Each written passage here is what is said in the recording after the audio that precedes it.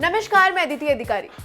उर्फी जावेद अपने अजीबोगरीब fashion sense को लेकर चर्चा में रहती हैं। अतरंगी स्टाइल के साथ साथ वो बोल्ड स्टेटमेंट के लिए भी सुर्खियां बटोरती हैं। उन्होंने हाल ही में सभी को अपने इस बयान से चौंका दिया था कि वो इस्लाम फॉलो नहीं करती।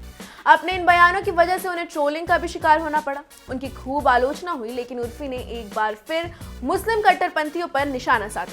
उन्होंने उनकी फोटोज पर कमेंट करने वालों को करारा जवाब दिया है। साथ ही उन लोगों को फिर से कुरान पढ़ने की नसीहत दी है और कहा है कि लड़कियों की तस्वीरें देखने की बजाय मर्दों को नजर का पर्दा करना। उर्फी जावेद ने कहा कि वो सभी मुस्लिम कट्टरपंथी जो मेरी फोटोज पर लगातार कमेंट कर रही हैं कि मैं इस्लाम के नाम पर धब्बा हूँ, मेरे खिलाफ फतवा जारी कर देना चाहिए। मेरे कपड़े ऐसे नहीं वैसे नहीं। आपको पता है कि कुरान में ये कहीं भी नहीं लिखा है कि आप एक औरत को जबरदस्ती पर्दा कराओ।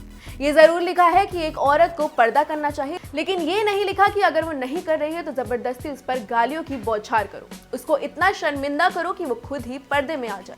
आप जाकर फिर से कुरान पढ़ो। हाँ, लेकिन ये जरूर लिखा है कि मर्दों को नजरों का पर्दा करना जरूरी है।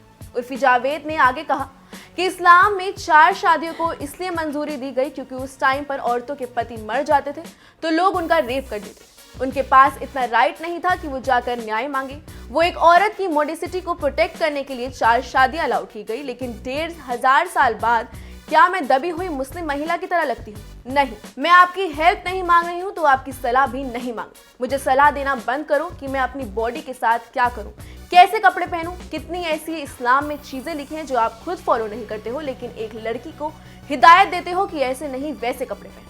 तो देखा आपने, उर्फी जावेद ने सीधा सीधा उनको ट्रोल करने वालों के खिलाफ किस तरह से नाराजगी जाहिर की है। बता दें कि Urfi Javed big boss OTT की वजह से चर्चाओं में आई थी। वो शो से जल्द ही बाहर हो गई थी। हालांकि लोग उर्फी को नहीं भूले। अपने कपड़ों की वजह से वो आए दिन चर्चा का विषय बन ही जाती है। वैसे उर्फी के इस बयान पर आपका क्या कहना है, हमें कमेंट करके जरूर बताएं और बॉलीवुड से जुड़ी खबरों को जानने के लिए बने रहें हमारे साथ।